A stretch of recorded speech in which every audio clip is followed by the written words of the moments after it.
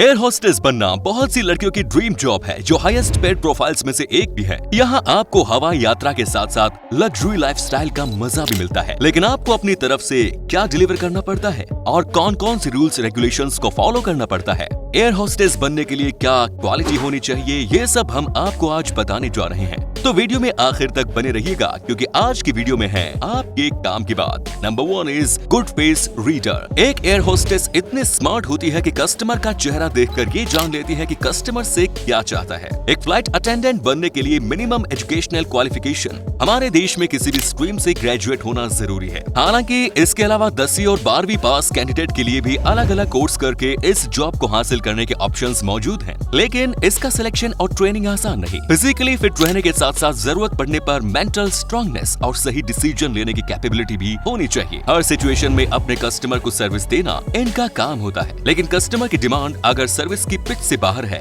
उसकी लाइन और length different है, तो ऐसे कस्टमर को बाउंसर और गुगली फेंक कर आउट करने का भी दमखम भी एयर होस्टेस को रखना पड़ता है। मेरा ख्याल है आप इशारा समझ गए होंगे। Next is no misuse bathroom.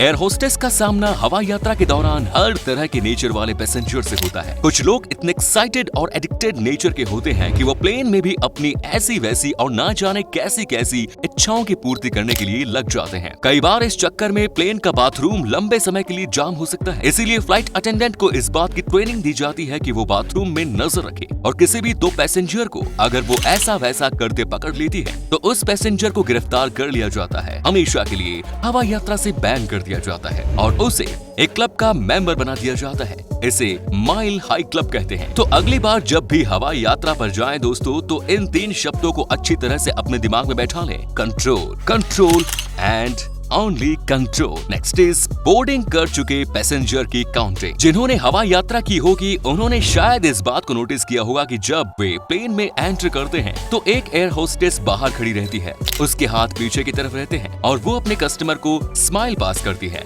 आपको लगता होगा कि वो आपका वेलकम कर रही है, तो आप बिल्कुल सही हैं, लेकिन इसके साथ साथ वो आपको काउंट भी कर रही है। उसे पता है कि कितने कस्टमर फ्लाइट में जा चुके हैं। ये इनकी ट्रेनिंग का हिस्सा भी होता है। आमतौर पर जहाँ लोग उंगलियों पर गिनती करते हैं, वहीं अपने कस्टमर पर नजर रखकर ही उनकी काउंटिंग करती है। नेक्स्ट इज जूते उतार कर बैठना। ऐसा अक्सर आपने ट्रेनों में देखा होगा जहां लोग जूते चप्पल उतार कर आराम से बैठते हैं, लेकिन हवाई यात्रा के दौरान एक फ्लाइट अटेंडेंट को इस बात की भी ट्रेनिंग दी जाती है कि वो यात्रियों को इंसिस्ट करे कि किसी भी कीमत पर पैसेंजर जूते चप्पल उतार कर न बैठे। फ्लाइट की फ्लोर काफी गंदी होती है जिसे बोर्डिंग के पहले साफ किया जाता है, इसीलिए अपना जूता अपने पैर में ही रखें। नेक्स्ट इज मोबाइल का यूज। आपको फ्लाइट में बैठने के बाद एयर होस्टेस की तरफ से ये हिदायत जरूर मिलती है कि कृपया अपना मोबाइल बंद कर लीजिए, यानी हवाई यात्रा के दौरान मोबाइल फोन यूज करना ठीक नहीं है। लेकिन ये एयर होस्टेस प्लेन में मौजूद वाईफाई के जरिए आराम से अपना मोबाइल फोन यूज करते हुए टाइम पास करती है। नेक्स्ट इज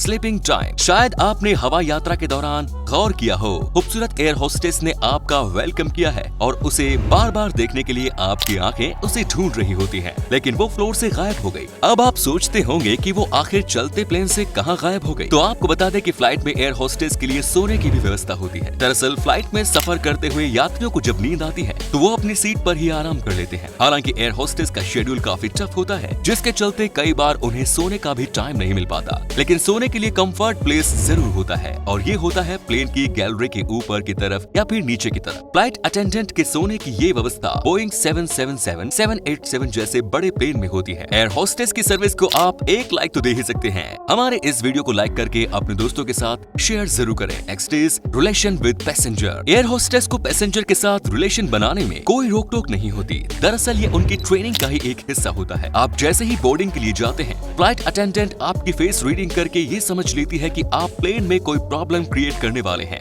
सामान्य व्यवहार वाले हैं, रिजर्व नेचर के हैं या फिर जरूरत पड़ने पर आप स्टाफ की हेल्प कर सकते हैं। इन्हें समझने के बाद ही वो आपके साथ व्यवहार करती है। Next is idle passenger. एक फ्लाइट अटेंडेंट मेंटली और फिजिकली इतनी फिट होती है कि किसी भी वियर्ड सिचुएशन को पॉजिटिवली हैंडल कर सकती है। अगर कोई यात्री प्लेन में हंगामा करता है और दूसरे यात्रियों के लिए भी मुसीबत खड़ी करता है, तो एयर होस्टेस के पास एक जिप टाई होती है जिसके जरिए वो उसके हाथों को बांध सकती है। ज्यादा परेशान करने वालों को सीट पर बैठाकर उनकी टेपिंग भी कर सकती सकती है। नेक्स्ट इज तनख्वाह। एयर होस्टेस को फ्लाइंग आवर के अकॉर्डिंग ही पेमेंट मिलता है। प्लेन के टेक ऑफ करते ही एयर होस्टेस के पेमेंट का मीटर घूमने लगता है और प्लेन के लैंड करते ही समाप्त हो जाता है। फ्लाइट जितनी देर की होती है उन्हें उतनी ही देर का पैसा मिलता है। इसके बाद पैसेंजर को प्लेन में एंट्री देते समय उनका स्वागत करना होता है। ऐसे कई दूसरे काम है जो उन्हें करने होते हैं, लेकिन इसके लिए उन्हें कोई पेमेंट नहीं मिलता। Next is dating. आपने कई बार इस तरह की खबरें भी पढ़ी होंगी कि किसी फ्लाइट अटेंडेंट ने पायलट से शादी कर ली। इस तरह की चीजें साथ काम करने वाले लोगों के बीच काफी नेचुरल है, क्योंकि फ्लाइट अटेंडेंट को लंबे समय तक अपने क्रू मेंबर के साथ ही रहना होता है। इस दौरान प्रोफेशनल रिलेशन तो होते ही है, लेकिन इमोशनल और फिजिकल रिलेशन की संभावना से इनकार नहीं किया जा सकता। यानी फ्लाइट में डेटिंग, सेटिंग और फिर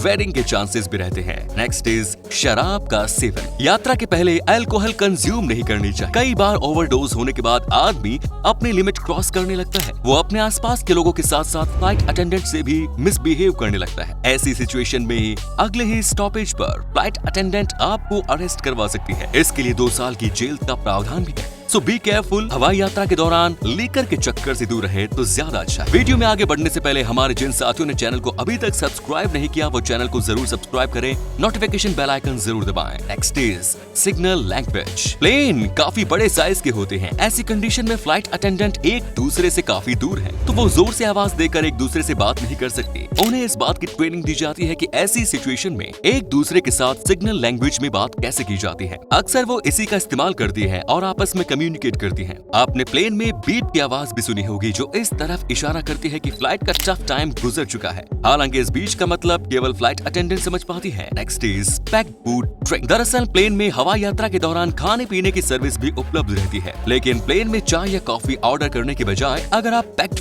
कोल्ड ड्रिंक, वाटर बॉटल इस तरह की चीजें ऑर्डर करेंगे तो ज्यादा बेहतर होगा, क्योंकि प्लेन में हर चीज हाइजीनिक हो ये जरूरी नहीं। कई बार प्लेन में गर्म पानी का टैंक लंबे समय से साफ नहीं होता। बाथरूम और किचन की ओर जाने वाला पानी एक ही वाल्व से कनेक्ट होता है। अब तो आप समझ गए होंगे कि प्लेन में टी कॉफी ऑर्डर करना डेंजरस हो सकता है। And the last is jack lock. मान लीजिए आपने इंडिया से सुबह उड़ान भरी और शाम को आप किसी ऐसी जगह पहुंच गए जहां अभी अभी सुबह हो रही है। तब आप वहां सोएंगे नहीं, बल्कि हो सकता है कि दूसरी रनिंग फ्लाइट पकड़कर लौट आए या कहीं और के लिए रवाना हो जाए। ऐसी सिचुएशन में आपको आराम करने का टाइम नहीं मिलेगा। एयर होस्टेस के लिए ये उनके जॉब प्रोफाइल का रूटीन होता है। घर परिवार से दूर रहने के साथ साथ त्योहारों के समय ऑलमोस्ट उन्हें अपने वर्क प्लेस पर तैनात रहना होता है। त्योहारों के समय में विशेष रूप से ट्रेवल्स की संख्या बढ़ जाती है, इसीलिए इन एयर होस्टेस पर वर्कलोड भी बढ़ जाता है। तो दोस्तों हमें यकीन है कि ये वीडियो आपके लिए इंफॉर्मेटिव होने के साथ साथ यूजफुल भी रहा होगा।